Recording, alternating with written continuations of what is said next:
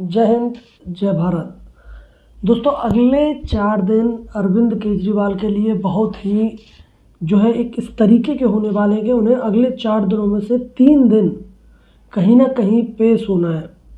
अब बात यह है कि अगर अरविंद केजरीवाल की बात की जाए तो अरविंद केजरीवाल जब सत्ता की घोड़ी जब उन्होंने चढ़ी तो किस मुद्दे पर चढ़ी? मुद्दा ये था कि हम करप्शन के खिलाफ जो लड़ाई है हम वो लड़ेंगे। मतलब भ्रष्टाचार के खिलाफ ही मेनली ये लोग सत्ता में आए। लेकिन अब इन्हीं की जो तमाम जो मंत्रालय हैं और तमाम एमएलए हैं, तमाम मंत्री हैं, सभी पर कोई ना कोई केस लगा हुआ है। तो अभी हम बात करेंगे कि अगले 4 दिन अरविंद केजरीवाल के कैसे बीतने वाले हैं और फिर हम उनके बारे में और तमाम और जो बातें हैं वो करेंगे। देखिए, 16 फरवरी को डेफेमेशन केस के में जो कि आपको पता होगा कि ये बार बार प्रधानमंत्री नरेंद्र मोदी की जो डिग्री थी उसके ऊपर सवाल उठाते थे और बार बार कहते थे कि हमें जो डिग्री है वो गुजरात यूनिवर्सिटी प्रोवाइड कराए।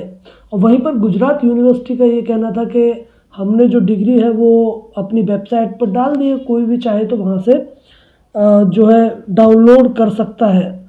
और अब इसी को लेकर जो गुजरात हाई कोर्ट है, पहले सुप्रीम कोर्ट गए लेकिन उसने हाई कोर्ट को डायरेक्ट करा कि इसकी जो सुनवाई है वो किया जाए।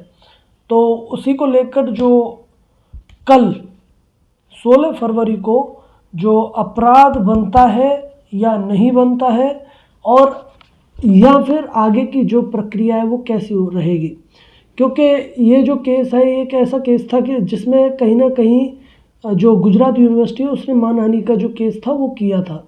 और इसमें पहले भी जो संजय सिंह और अरविंद केजरीवाल को वहाँ पर पेश होने के लिए बोला जा चुका है। अब उसके बाद में 16 के बाद में आपको पता ही है कि शराब घोटाला, और जिसे कि ये कहते हैं तथाकथित शराब घोटाला, वास्तव में तो शराब घोटाला कहीं ना कहीं हुआ है जो मुझे लगता है। और जिस तरीके से अरविंद केजरीवाल जो डर रहे हैं ईडी से कोर्ट के सामने जाने से, तो इसी को लेकर आपको पता है कि पिछले जो 5 समन थे वो ईडी ने अरविंद केजरीवाल को दिए। लेकिन ये हर बार कोई ना कोई बहाना बनाकर ये उन जो समन थे उनसे भागते हुए नजर आए। कभी कहते थे कि साहब मेरी जो है रैली है, कभी कहते थे मैं जा रहा हूँ, अलग अलग जो पॉलिटिकल कार्यक्रम है वो लगे रहते थे इनके। लेकिन जो उसके बाद में ईडी है, 5 समन देने के बाद ईडी राउज एवेन्यू कोर्ट में जाती है और वहाँ जाकर जो कोर्ट है उसके सामने अपनी जो बात है वो रखती है और कहती है कि साहब ये जो अरविंद केजरीवाल है वो हमारे साथ में कोऑपरेट नहीं कर रहे हैं। और वहीं पर इससे पहले भी जो कोर्ट है उन्होंने बोला है कि ये जो केस है इसकी जल्द से जल्द जो जांच है वो की जाए, ना कि इस जांच को ज़्यादा लंबा खींचा जाए।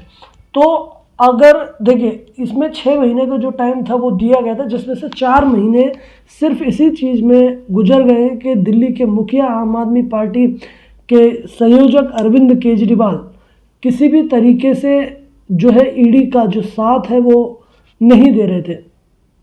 तो ये जो अरविंद केजरीवाल हैं अब इन्हें कोर्ट के सामने पेश होना है। कोर्ट में ईडी ने बोला कि अब अगर आप ईडी के सामने पेश नहीं हो रहे अब आप कोर्ट आइए और कोर्ट आकर जो अपनी जो बात है वो रखिए। तो इस तरीके की जो चीज़ें हैं वो होने जा रही हैं अरविंद केजरीवाल के साथ में।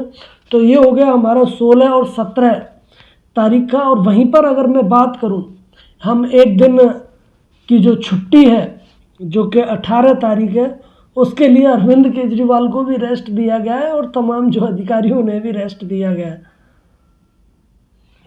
अब उसके बाद में आते हैं हम 19 फरवरी को। तो 19 फरवरी के लिए जो ईडी है उसने ऑलरेडी एक समन है वो अरविंद केजरीवाल को दे रखा है कि ये ईडी का 6वां समन है। ये ईडी का 6वां समन है जिसमें कि अरविंद केजरीवाल को पेश होना ही होना है। अब ये देखने वाली बात होगी हालांकि कि 17 तारीख को जो कोर्ट है वो क्या डिसीजन लेता है। क्या कोर्ट ये कहता है कि आपको ईडी के सामने पेश होना चाहिए या फिर कोर्ट कुछ और जो डिसीजन है वो देता है, ये भी देखने वाली बात होगी। लेकिन 19 तारीख को एक जो समन है वो अरविंद केजरीवाल को दिया जा चुका है। अच्छा, ये अरविंद केजरीवाल जैसा कि मैंने आपको पहले बताया कि भ्रष्टाचार के खिलाफ ये आए थे। अभी ये इनके खिलाफ जो तमाम जो केसेस हैं वो लग गए और ये सारे के सारे ऐसे केसेस हैं या फिर ऐसी चीज़ें हैं जिनमें कि अरविंद केजरीवाल को खुद जाना है। इसमें कोई और जो व्यक्ति है वो नहीं जा सकता है।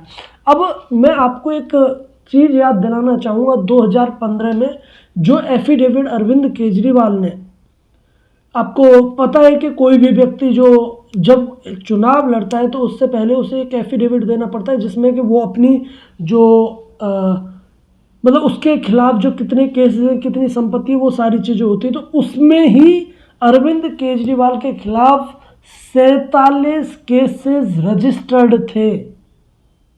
मतलब ये तब की बात है जब जो मोदी, ये बार बार मोदी पर जो आरोप है वो लगाते हैं, जब मोदी सत्ता में नहीं थे। ये हालांकि मैं 2015 की बात कर रहा हूँ, ये जो केसेस हैं ये 2014 से पहले के हैं। तो ये बार बार जो है मोदी पर जो आरोप लगाते हैं कि सब मोदी ये कर रहा है, मोदी वो कर रहा है, लेकिन सब आपके ऊपर जो केसेस थे वो तो उससे पहले भी थे। और इन 47 केसेस में से 10 क्रिमिनल केसेस थे। तो अब आप समझ सकते हैं कि ये अरविंद केजरीवाल को इन सभी चीज़ों की जो आदत है, वो ऐसा नहीं है कि इनके खिलाफ जो केसेस है वो अभी हो रहे हैं, इनके खिलाफ पहले से ही केसेस चलते हुए आ रहे हैं। और ये मेरे हिसाब से इकलौता ऐसा व्यक्ति होगा जो कि मुख्यमंत्री है, कोई भी मंत्रालय इसके पास नहीं, किसी भी फाइल पर साइन नहीं करता है। और ये मेरे हिसाब से जो अभी तक के, जैसे ये अपने आप को कहते हैं कि मैं सबसे ज़्यादा पढ़ा लिखा मुख्यमंत्री हूँ, तो सबसे ज़्यादा जो पढ़ा लिखा मुख्यमंत्री है वो इन सभी केसेस से डर रहा है। और फिर एक चीज़ ये है कि अगर ये सबसे ज़्यादा पढ़े लिखे मुख्यमंत्री हैं तो क्या इन्होंने जो भी पढ़ा है, क्या उसमें ये बात भूल गए कि कहीं ना कहीं इस देश के अंदर एक कानून है, संविधान है, और ये जो देश है वो उसी संविधान से चलता है, उसी एक किताब से ये पूरा देश चलता है।